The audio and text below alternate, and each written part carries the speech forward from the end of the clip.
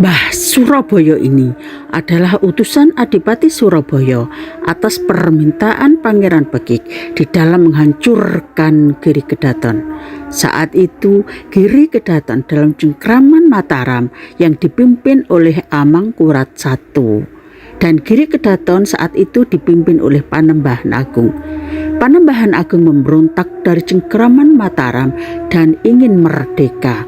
Atas permintaan Amangkurat I kepada Pangeran Bekik sang mertua, berangkatlah Mbah Surabaya bersama pengawalnya ke Giri Kedaton. Mbah Surabaya beserta pengawalnya tidak menghancurkan Giri Kedaton, tetapi malah berpihak kepada Panembahan Agung untuk melawan Mataram yang dipimpin oleh Amangkurat I. Pangeran Bekik ini mertua dari Amangkurat I karena Amangkurat I menikahi putrinya Pangeran Bekik yang bernama Ratu Kulon. Amangkurat I dengan Ratu Kulon ini punya anak Amangkurat II, yang berarti Amangkurat II ini merupakan cucunya Pangeran Bekik yang dari Surabaya itu.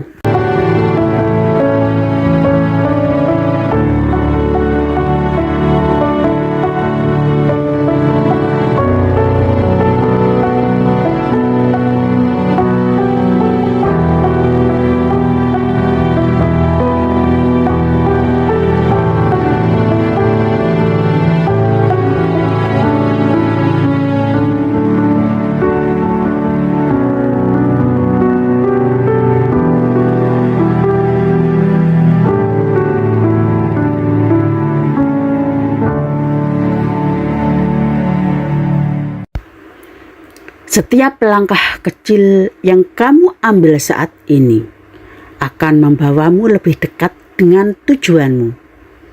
Jadi, jangan pernah berhenti untuk bergerak maju. Perjalananmu mungkin tidak lurus, tapi setiap belokan memiliki makna. Teruslah melangkah, dan kamu akan sampai ke tujuanmu. Akan ada hari sulit untuk membuatmu menjadi lebih kuat. Jalan saja, nanti juga sampai. Segala hal yang kita lewati adalah sebuah perjalanan. Jadi, tetaplah berusaha sampai di kilometer selanjutnya. Assalamualaikum warahmatullahi wabarakatuh.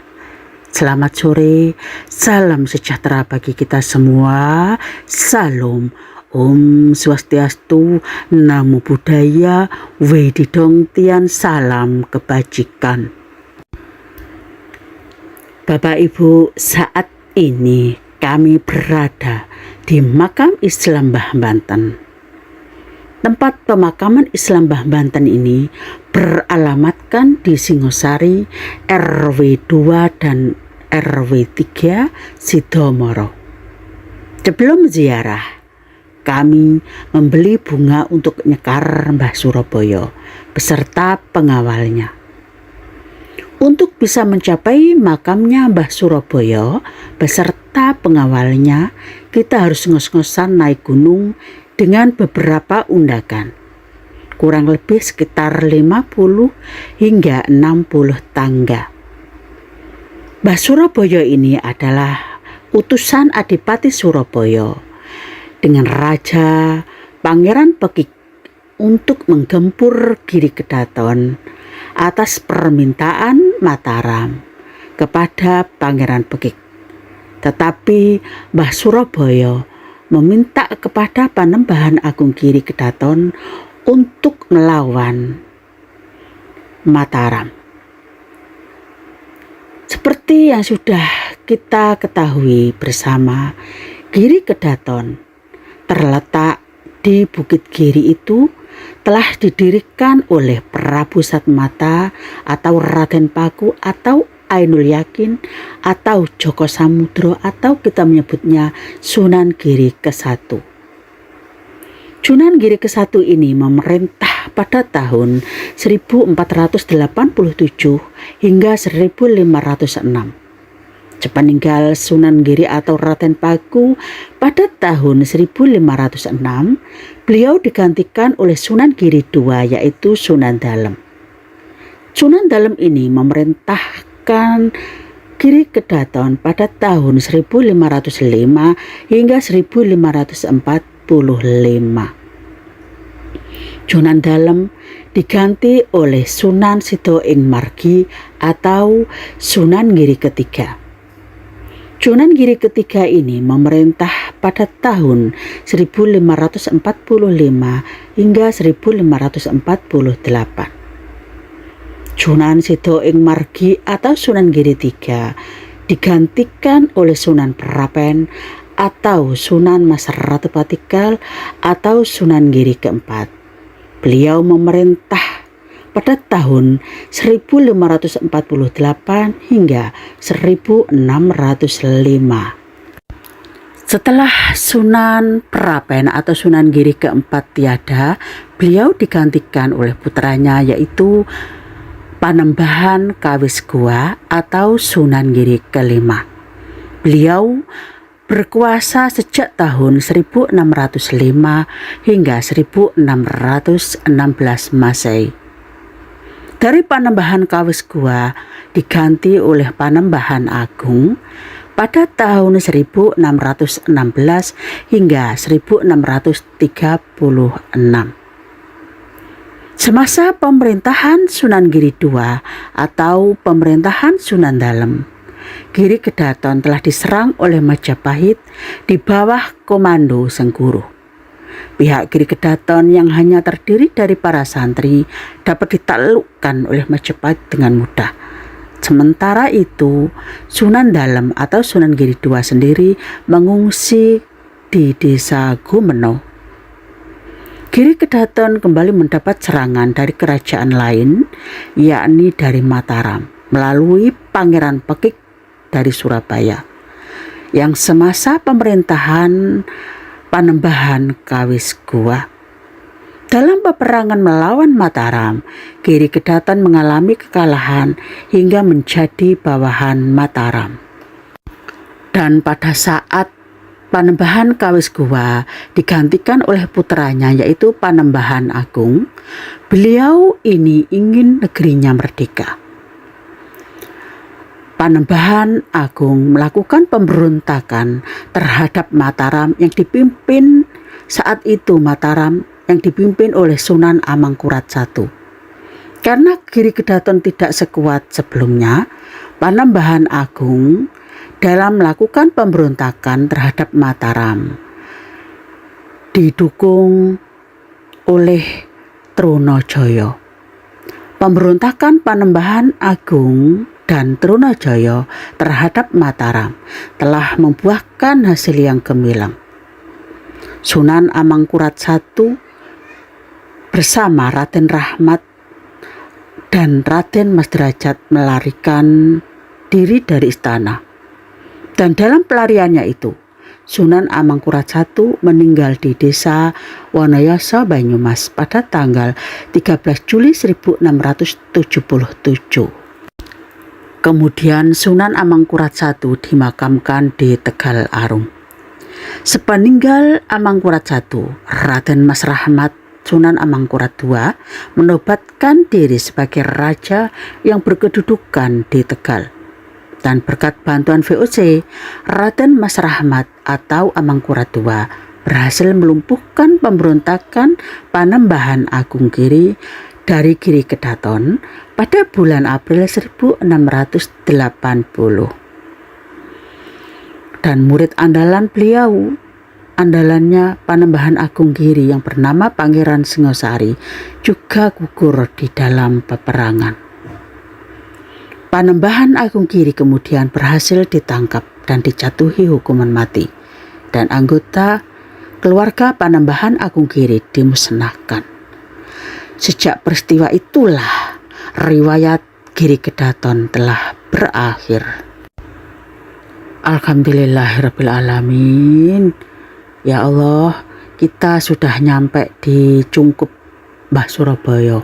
Mbah Surabaya ini dimakamkan berdampingan dengan pengawalnya dan satu kompleks satu cungkup dengan Mbah Banten.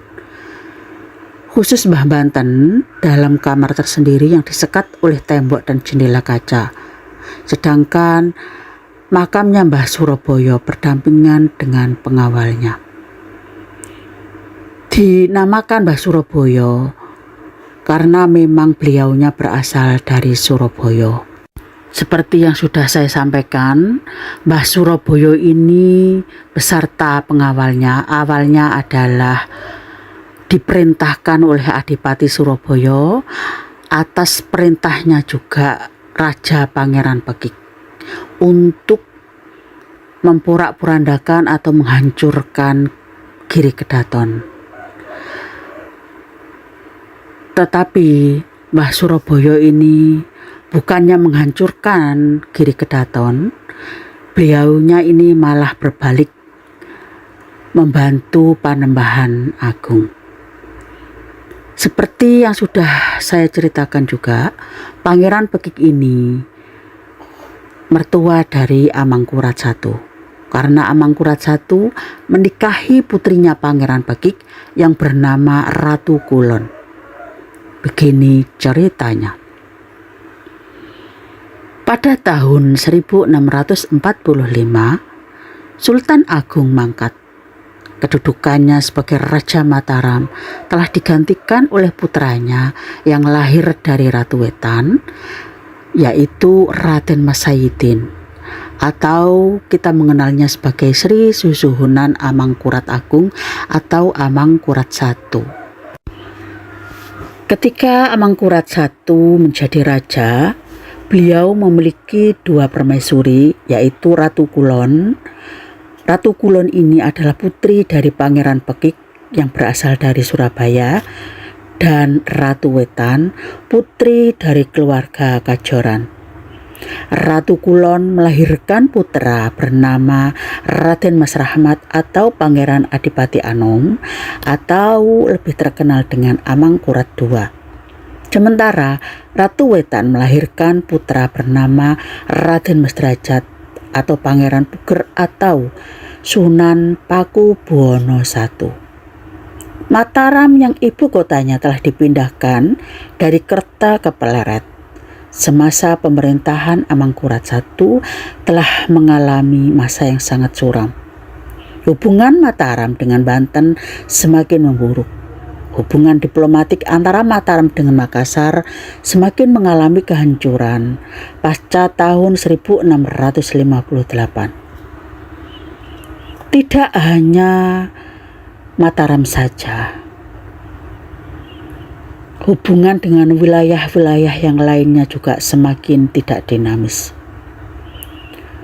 Hubungan antara Sunan Amangkurat I dengan Raden Mas Rahmat atau Amangkurat II, putranya sendiri. Baik pun Amangkurat I maupun Amangkurat II, ayah dan anak ini sama-sama ingin meracun. Tetapi keduanya berakhir pada kegagalan. Pada tahun 1668, hubungan Amangkurat I dengan Amangkurat II semakin memuncak. Manakala Amangkurat I punya calon istri yang bernama Rara Oyi. Rara Oyi ini adalah seorang wanita rupawan cantik jelita yang juga diperebutkan oleh Amangkurat II. Perselisihan ayah dan anak ini reda setelah Amangkurat I menghukum mati Pangeran Pekik. Pangeran Pekik ini adalah kakeknya Amangkurat II atau mertuanya sendiri yang telah menculik Rara Oyi untuk cucunya, yaitu Amangkurat II. Dan pada akhirnya kematian Rara Oyi ada di tangan Amangkurat II atas permintaan Amangkurat I. Pemerintahan Amangkurat I semakin suram dan redup saat Mataram dihadapkan pada pemberontakan Trunojoyo dan Panembahan Agung. Dan putra mantu Panembahan Rama atau Raden Kajoran mendapatkan dukungan dari Karaeng Galengsong. Demikian cerita sekilas tentang Mbah Surabaya, Pangeran Pekik, Panembahan Agung Giri, dan juga Trunajaya, putra mantu dari Panembahan Rama atau Raden Kajoran. Terima kasih masih bersama channel Fahrudin Muiswatin Present.